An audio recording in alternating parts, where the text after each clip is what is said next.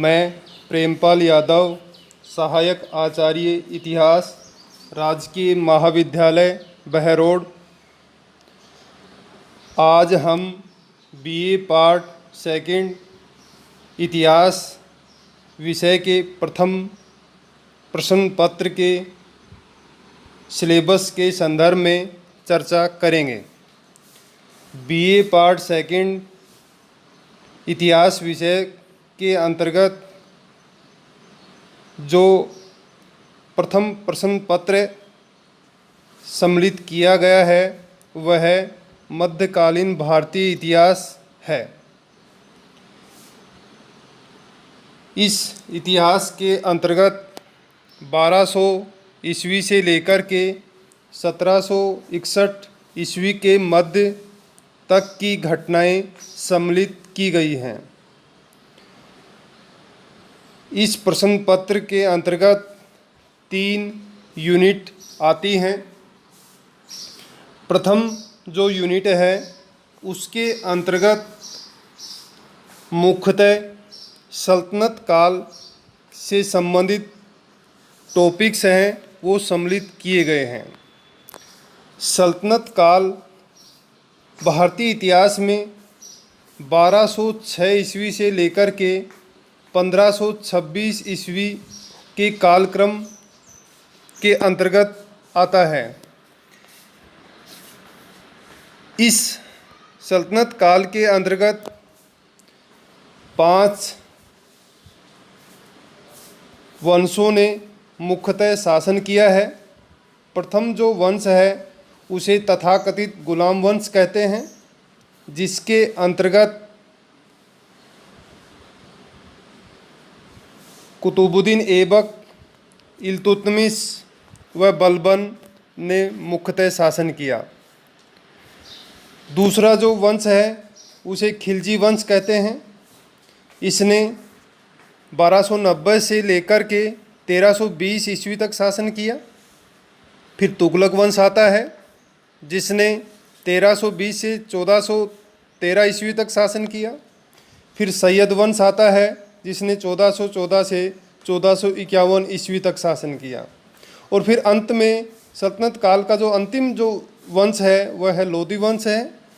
1451 ईस्वी से 1526 ईस्वी तक का कालक्रम है वो लोधी वंश के शासकों के नाम रहा है। अब ये जो सल्तनत काल है, इस काल के अंतर्गत हमें मुख्यतः साहित्यिक जो स्रोत हैं, पुरातात्विक स्रोत हैं, हमारा जो सिलेबस है उसका जो प्रथम जो बिंदु है वो है मध्यकालीन भारतीय इतिहास के स्रोत। अब इस स्रोत के अंतर्गत साहित्यिक स्रोत भी आते हैं, पुरातात्विक स्रोत भी आते हैं। साहित्यिक स्रोतों के अंतर्गत यदि हम चर्चा करें तो इसमें मुख्यतः फारसी ग्रंथ हैं, उनको महत्व दिया गया है। फारसी लेखकों ने, क्योंकि फारसी सल्तनत काल की राजकीय भाषा बन जाती है और जिसमें अधिकतर ग्रंथ हैं वो लिखे जाते हैं। सल्तनत काल के ग्रंथों की यदि हम चर्चा करें तो उन ग्रंथों में जैसे अलबरूनी है, यद्यपि अलबरूनी का काल पहले आ जाता है लेकिन उसका ग्रंथ है वह हमें सल्तनत काल की बहुत सी जानकारियां हैं वो उपलब्ध करवा देता है कि उस समय हमारी सोच क्या थी, हम किस जगह खड़े हुए थे, हम क्या विचार करते थे, क्या सोचते थे। अलबरूनी ने उसका बहुत ही सटीक विश्लेषण किया है। हसन निजामी एक महत्वपूर्ण लेखक हुआ है जिसने ताजुल मासिर ग्रंथ की रचना की है, जिसमें हमें 1191 से 1217 ईस्वी के मध्य की जानकारी मिलती है। मिनहाजुद्दीन सिराज जिसने तबकात नासिरी ग्रंथ की रचना की और उस ग्रंथ में हमें 1259 से 60 तक के सल्तनत काल की जानकारी मिलती है।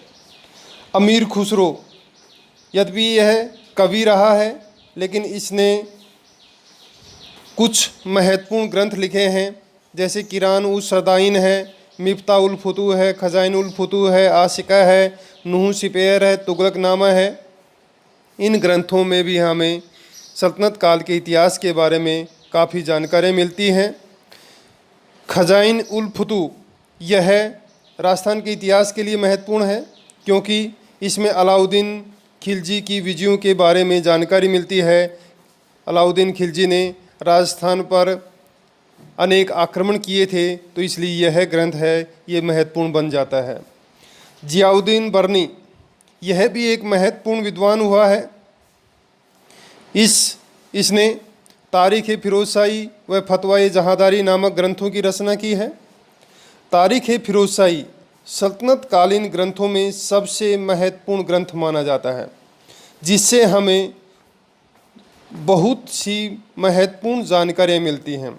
फतवा जहांदारी जो ग्रंथ है ये शासन व्यवस्था के संदर्भ में जानकारी का एक महत्वपूर्ण स्रोत है।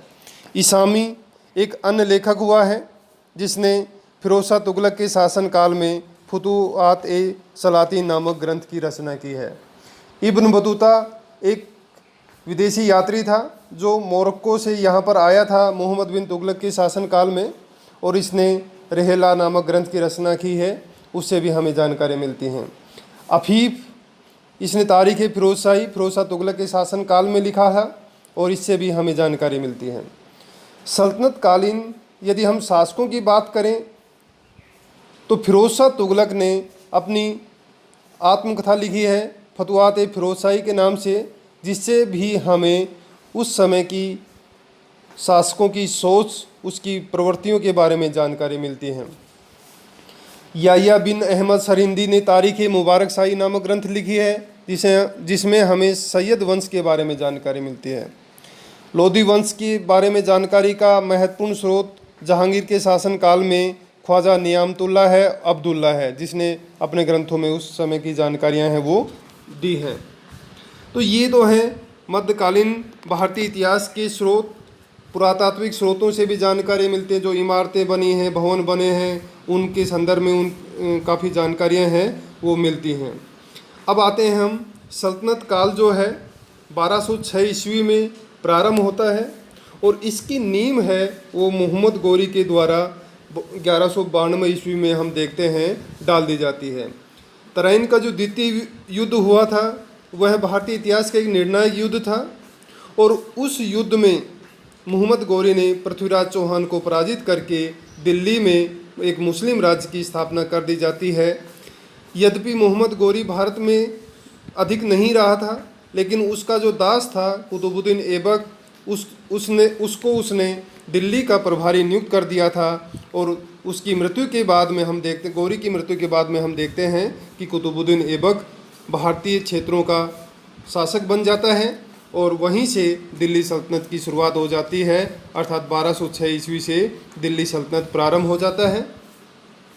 1526 ईस्वी तक यह सल्तनत काल चलता है, और इस काल के दौरान गुलाम वंश, खिलजी वंश, सैयद वंश, लोधी वंश, तुगलक वंश, ये शासक वंश हैं, इनके शासकों ने यहाँ पर शासन किया है। खिलजी वंश सल्तनत काल का एक महत्वपूर्ण राजवंश था, और इस वंश का यदि हम सबसे प्रसिद्ध शासक देखते हैं तो वो है अलाउद्दीन खिलजी। अलाउद्दीन खिलजी एक साम्राज्यवादी शासक था। अलाउद्दीन खिलजी ने शासक बनने के बाद में विश्व विजय अभियान का सपना संजोया, लेकिन उसके मित्र अलाउल मुल्क के द्वारा उसे उचित सलाह दी गई, जिसके बाद में वह भारत विजय के अभियान में निकल पड़ा। और इस विजय अभियान के अंतर्गत हम देखते हैं कि उसने गुजरात पर अधिकार किया, उसने राजपुताना के राज्यों पर अधिकार किया, मालवा के क्षेत्रों पर उसने अधिकार किया, और अलाउद्दीन खिलजी सल्तनत काल का पहला शासक था जिसने दक्षिण भारत पर भी अधिकार किया। दक्षिण भारत पर उसकी विजय का श्रेय उसका जो सेनापति था मलिक काफूर, उसको जाता है। दक्षिण भारत में उस समय देवगिरी, वारंगल, होयसल, ये जो राजवंश हैं, पांडे राजवंश हैं, उस समय वहाँ पर स्थित थे, और मलिक काफूर ने एक के बाद एक इनको पराजित किया और दिल्ली सल्तनत का झंडा है वहाँ पर फहरा दिया। यद्यपि पांड्य राज में वह अधिक सफल नहीं हुआ। अलाउद्दीन खिलजी न केवल साम्राज्यवादी शासक था, अपितु उसके शासनकाल में बाजार नियंत्रण व्यवस्था लागू की जाती है। उसने केंद्रीय प्रशासन है, राजत्व सिद्धांत है, उसमें भी नए नए प्रयोग किए। खिलजी वंश के इस शासक के बाद में जो तुगलक वंश आता है, उसमें महत्वपूर्ण शासक था वह मोहम्मद बिन तुगलक है।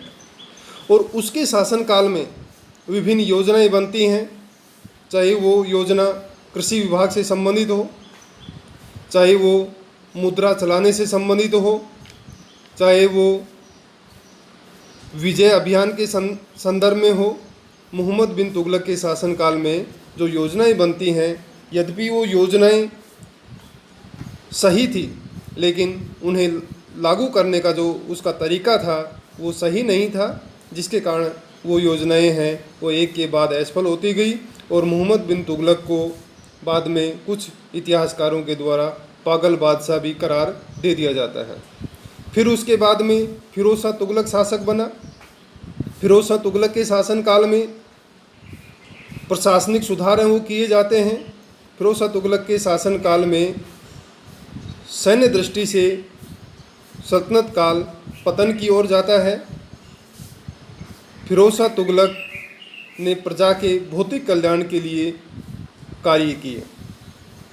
फिर उसके बाद में हम देखते हैं कि जो लोदी काल आता है, जिसमें सिकंदर लोदी भी एक महत्वपूर्ण शासक हुआ है, और सिकंदर लोदी के बाद में इब्राहिम लोदी शासक बनता है। और इब्राहिम लोदी के शासनकाल में विदेशी आक्रांता बाबर भारत पर आक्रमण करता है और भारत के ऊपर 1526 में पानीपत का जो प्रथम युद्ध लड़ा जाता है, उस युद्ध में उसने अपनी श्रेष्ठ रणनीति के बल पर इब्राहिम लोदी को पराजित करके दिल्ली में सल्तनत काल का अंत कर दिया जाता है और मुग़ल वंश की स्थापना वहाँ से प्रारंभ हो जाती है।